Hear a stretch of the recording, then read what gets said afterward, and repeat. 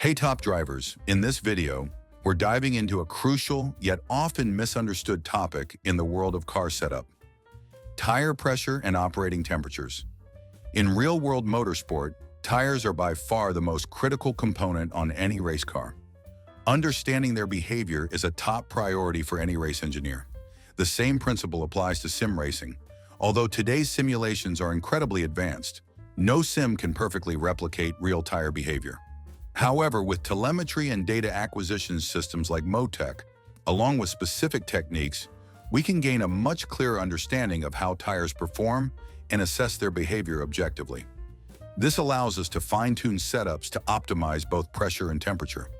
These parameters aren't just important for engineers, they're also crucial for drivers. That's why it's essential to understand how they work and how they're related. The relationship between tire temperature and pressure is direct, and it plays a key role in achieving peak performance on track. Generally, as tire temperature increases, so does internal pressure. To better understand why this happens, let's start with a fundamental concept. Race tires are inflated with a gas mixture that's about 90% nitrogen. Nitrogen behaves like an ideal gas under most conditions, especially at moderate temperatures and pressures. To be considered an ideal gas, it needs to meet certain conditions, which we won't get into in this video. What matters is that nitrogen follows the ideal gas law, which is expressed by the equation P times V equals N times R times T, where P is the gas pressure, V is the volume the gas occupies, N is the amount of gas in moles, R is the ideal gas constant, T is the temperature in Kelvin. This equation describes the proportional relationship between pressure, volume, temperature, and the amount of gas. In other words, if we know three of these values, we can calculate the fourth. Since the tire's volume is essentially constant, because a tire behaves like a sealed container, we can rewrite the equation as T1 over P1 equals T2 over P2, where T1 and P1 are the initial temperature and pressure. T2 and P2 are the final temperature and pressure. When the gas inside the tire heats up, whether from driving or high ambient temperatures, the final temperature T2 will be higher than the initial T1. Since the volume remains constant, the ideal gas law tells us that internal pressure will rise as a result. This is why, on particularly hot days, tire pressure tends to increase.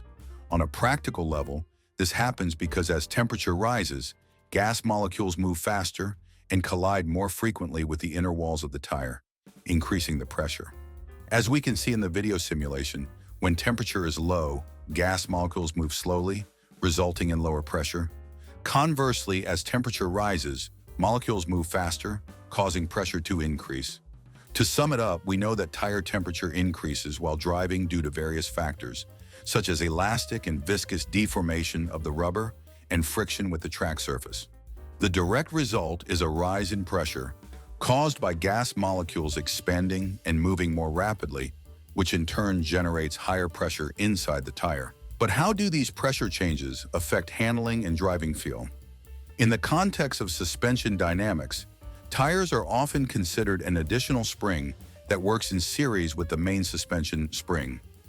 The suspension system is designed to absorb shocks from the track surface, keeping the wheels in constant contact with the ground to maximize grip, traction, and overall stability. Traditionally, suspensions consist of springs and dampers, which control the vertical movement of the wheels. For example, when a wheel hits a curb or a bump on the track, the suspension spring compresses to absorb the impact energy. In this process, the tire also plays an active role. Since rubber is an elastic material, it deforms and absorbs part of the impact energy, effectively acting as an additional spring. This means that, beyond the conventional suspension springs, the tire itself is an elastic component that helps absorb shocks, reducing the transmission of vibrations and impacts to the chassis. With this in mind, a lower tire pressure results in a softer spring effect. The sidewalls and the shoulder of the tire will be under more stress when managing lateral load transfer, making the tire more flexible. This increases the contact patch, enhancing traction, but it also leads to more friction between the tire and the track, as well as within the tire itself. As a result, the tire temperature rises, which in turn increases internal pressure. On the other hand, a higher tire pressure makes the car feel stiffer and more responsive. as the tire's sidewalls and shoulder become more resistant to deformation. However, this also means a smaller contact patch, slightly reducing grip and traction while also affecting operating temperatures. For example, if the suspension spring is soft but the tire is overinflated, the combination could make the car feel stiffer and more reactive.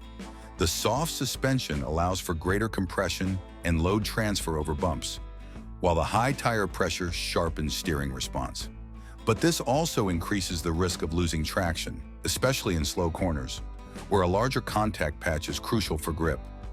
Now that we've covered the impact of tire pressure, let's take a closer look at the different types of tire temperatures and what influences them. Surface temperature, or external temperature, is measured on the outermost layers of the tire, the part in direct contact with the track. This temperature is usually recorded by infrared sensors mounted on the car. It's a highly dynamic value that can fluctuate by 20 to 40 degrees Celsius within a single corner. This phenomenon is clearly visible in the data collected from the sensors, which show rapid variations in the temperature of the tire's outer layers. Core temperature, or internal temperature, is measured inside the tire, typically with a dedicated sensor. Unlike surface temperature, core temperature is much more stable and takes longer to increase or decrease. It's influenced not only by tire deformation and ambient temperature, but also by heat transfer from the brakes. Now let's take a look at the three main ways a tire generates heat. To understand this process, it helps to think of heat as a form of energy. When energy is introduced into the tire, it is converted into thermal energy, heat. The first mechanism responsible for heat generation is the slip angle. As a tire rolls on the track, the portion of rubber actually in contact with the asphalt is called the contact patch. On a straight, this area isn't subjected to significant lateral forces since the direction of the tire aligns with the car's trajectory. However, when entering a corner, let's say a left-hand turn, lateral forces act on the contact patch as shown in the video with a yellow circle. During this process, the tire deforms, creating a mismatch between the direction the vehicle is pointing and the direction the tire is actually traveling. The angle between these two directions is called the slip angle, and this deformation generates energy, which is then converted into heat. The diagram shown in the video represents the typical slip angle curve. On the x-axis, we have the slip angle, while the y-axis represents the lateral force generated. When the slip angle is small, the relationship between lateral force and slip angle is linear. This is known as the tire's linear elastic region. Moving further right, the curve becomes nonlinear and begins to flatten out. This is the tire's nonlinear region. When we talk about driving at the limit, we're referring to this part of the curve, where the driver tries to keep the car as close as possible to the peak lateral force, maximizing the g-forces generated through the corner. However, no driver is perfect, and in reality, they will always be slightly above or below this peak. Let's take an example. A driver who applies too much steering input, going past the point of maximum efficiency. In the diagram shown in the video, we see that this driver generates 950 newtons of lateral force, which translates to about 0.7 G for a GT3 car, at a slip angle of 8 degrees. The red area under the curve represents the heat generated. Now let's compare this with a more precise and technical driver, assuming both have identical lap times. The second driver's diagram shows that they also generate 950 newtons of lateral force, but at a slip angle of only 4 degrees. Looking at the red area under their curve, it's clear that this driver produces less excess energy, generating less heat and keeping tire temperatures lower, which helps preserve tire life. The second mechanism through which a tire generates heat is strain energy loss, also known as energy dissipation through deformation. This refers to the amount of energy lost as heat due to the tire's constant deformation while rolling. This energy loss is caused both by internal friction within the rubber compound and by the repeated contact with the track surface. Tires are made from highly deformable compounds and experience continuous compression and expansion during driving, whether when hitting curbs, steering, accelerating, or braking. Elastic deformations, which include compression and expansion, are recoverable energy, whereas viscous deformations, caused by internal friction within the rubber, generate heat and result in energy loss. As the tire rolls, some of the accumulated energy is dissipated as heat due to strain energy loss. This means that the energy released is never equal to the energy stored, because part of it is lost as heat. In other words, more energy is stored during compression than is released during expansion, leading to a gradual buildup of heat inside the tire. The diagram shown in the video illustrates this concept. It highlights how the energy retained during compression is greater than the energy released during expansion. The purple area represents the amount of energy accumulated in each compression-expansion cycle. Finally, the third mechanism that generates heat in a tire is heat radiation from the brakes. As we know, inside the wheel we find the braking system, which consists of a brake disc and caliper at its core. In thermodynamics, there's a fundamental principle called heat transfer, which works similarly to pressure. Just as pressure moves from high to low, heat naturally transfers from hotter areas to cooler ones. The greater the temperature difference, the faster the heat transfer occurs. Consider that the brake system can reach extremely high temperatures, up to 700 degrees Celsius, while the internal temperature of the tire typically sits around 80 to 95 degrees Celsius. This creates a thermal delta of about 550 degrees Celsius, driving a significant amount of heat from the braking system into the tire. This process has two major effects. It raises the internal temperature of the tire, and as a result, increases tire pressure. As shown in the video, the red arrows indicate the direction of heat transfer. One key factor to consider is that if the internal tire temperature is between 80 and 90 degrees Celsius, it is still warmer than the ambient air temperature. This means that heat will continue transferring outward from the tire to the surrounding air. That's why in races held in colder conditions or at night, it can be harder to keep tires within the optimal temperature window. The greater the delta between the tire's internal temperature and the ambient air, the faster heat dissipates. Now that we've covered tire pressure and operating temperatures, as well as the key mechanisms that influence them, it's time to move on to a practical test using telemetry. The track chosen for this test is Barcelona, a circuit known for putting significant stress on tires, especially over long runs. The Catalan circuit runs clockwise, meaning the driver follows the direction of a clock's hands. This may seem like a minor detail, but it's actually quite important. We know that in corners, lateral load transfer shifts weight onto the outside tires. Since most of Barcelona's high-speed corners are right-handers, the left side tires will experience the highest loads in terms of pressure and temperature. If the circuit ran counterclockwise, like Imola or Kilami, then the right side tires would be under the most stress. For this test, the car used was the Ferrari 296 GT3, running the default stable setup with no adjustments, including tire pressures. The fuel tank was filled to 120 liters, and ambient and track temperatures were set to 21 degrees Celsius and 28 degrees Celsius, respectively. After completing 3-time laps, the test continued with an 8-lap mini-stint. In a second phase, the ambient and track temperatures were raised to 29 degrees Celsius and 39 degrees Celsius to observe the effects. A crucial factor, something we've discussed before, is how long it takes for tire pressures to stabilize. By the 3rd-time lap after an initial increase, pressure values begin to level off and become reliable. This holds true even when ambient temperatures are higher, though the absolute values will obviously be higher as well. To better understand how these variations impact the car's performance, we can analyze the pressure ratio between the front and rear tires under different conditions. The data shows that this ratio remains nearly constant between the 4th and 9th laps, including the outlap.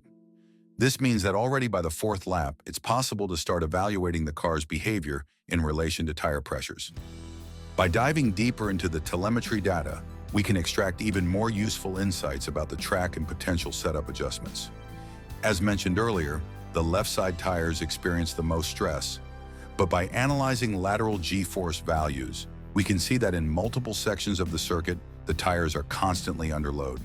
Specifically, Sector 1, Turn 1 and Turn 3, Sector 2, Turn 4 and Turn 9 Sector 3, Turns 12, 13, and 16. In these areas, the left tires are heavily loaded without much relief, meaning they're working hard throughout the lap. Looking even further into pressure and temperature data, we find that the peak tire temperatures occur midway through Sector 2, where the critical combination of Turn 3 and Turn 4 causes a significant increase in values. Another interesting data point is that down the main straight, tire temperatures and pressures tend to drop. Why does this happen? By analyzing the three main factors affecting tire temperature variations, we can outline a clear pattern. Heat loss from the tire surface to the surrounding air. Heat loss from the tire surface to the track surface. Heat generation due to lateral and longitudinal forces at the contact patch. An example of how rear left tire temperature evolves on an F4 car during a right-hand corner is shown in the video's graph.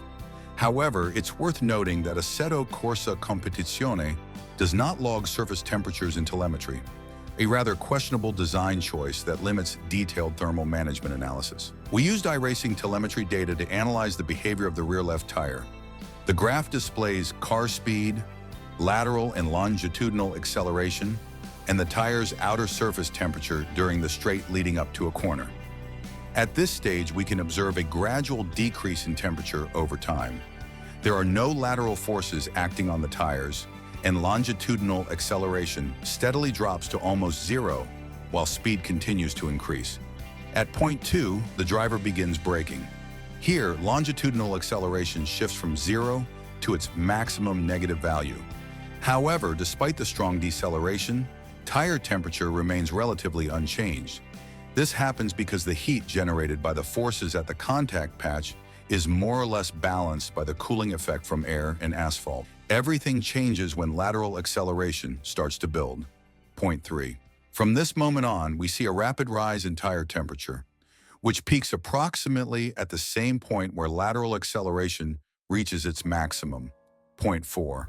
At this stage, the car is still braking, meaning that the cooling effects mentioned earlier are still in play. However, the increase in slip angle and lateral forces caused by steering input outweighs the cooling effect, leading to a sharp rise in temperature. Additionally, we can see that as soon as the driver corrects the trajectory and lateral force decreases, the tire's surface temperature drops just as quickly. Finally, at point 5, the car accelerates again down the straight, allowing the tire to cool once more due to airflow and track contact. Just as we observed on Barcelona's main straight, this analysis highlights a fundamental principle. To increase tire temperature, you need to maximize lateral or longitudinal force and increase slip angle. This explains why, on a long straight, tires rapidly lose operating temperature, with the surface cooling much faster than the internal structure. Now, shifting our focus to the pressure and temperature graphs, we can see that in the first test, the left side tires were perfectly within the ideal operating window, highlighted in yellow, while the right side tires remained well below the optimal range. Looking at tire temperatures, only the rear left tire exceeded the ideal range, marked in red. Digging deeper into the data, we can confirm that temperature peaks occurred immediately after turns 3 and 4, just as predicted when analyzing the circuit map. Now, if we compare this data to the second test, where air and track temperatures were significantly increased, we see some notable changes in pressure values. The entire left side is now completely outside the ideal range, while the right side tires, which struggled to reach optimal values in the first test, are now right within the correct operating window. The temperature data supports this trend. The entire left side and the rear right tire, despite being on the less stressed axle, are now out of the ideal range. The only tire still within the correct window is the front right, though its temperature has also risen compared to the first test. So what exactly happened? It's precisely what we discussed in the introduction of this video. Higher ambient and track temperatures with the same setup and the same driver cause the nitrogen inside the tires to heat up as the gas absorbed more energy from the surroundings. Additionally, the higher track temperature increased the tire's surface temperature, further contributing, albeit to a lesser extent, to a rise in internal tire temperature. Another key factor is the impact of higher ambient temperatures on the braking system. The brakes reached operating temperature more quickly, and even at pit exit, they were already about 7 degrees Celsius hotter than in the first test. This trend continued throughout the stint, reflecting in both the average and peak temperatures recorded during the second run. So, the braking system also played a role in increasing internal tire pressures. With the first 2 tests completed, let's move on to the next phase. We reset ambient and track temperatures to 21 degrees Celsius and 28 degrees Celsius, creating more ideal conditions, and inflate the right side tires to 27 pounds per square inch cold. We then complete 3 timed laps. It's important to note that the PSI values chosen for this test are not optimal. The ideal operating window for these tires is between 26 and 27 PSI, with a sweet spot around 26.64 PSI. However, in this case, the pressures have been deliberately set for demonstration purposes. The results show that the right side tire pressures immediately exceed the ideal range, despite being on the less stressed axle. Meanwhile, just like in the first test, the left side tires remain within the correct range. As a result, the right side tire temperatures begin to drop. With less surface area in contact with the track, there is less deformation and a reduction in friction. On the other hand, the left side tires continue running a few degrees above the ideal limit. For the final test, we inflate the left side tires to 27 PSY cold. Since we're increasing pressure on the more stressed axle, it's no surprise that the car completely falls outside the ideal window, both on the left and right sides. However, what stands out is how well balanced the tire temperatures are across all 4 wheels. By increasing left side pressures, we effectively brought temperatures into their optimal range. Looking at lap times, we notice that in the first few laps, the times are nearly identical across all tests. This highlights an important point. Absolute pressure values are not as critical as the effects they have on car handling and long-term tire wear distribution. Different pressures alter the tire's contact patch, which can then be further optimized through camber and toe adjustments to maximize grip and ensure even temperature distribution. One last factor to consider is track layout, specifically whether it features more high-speed or low-speed corners.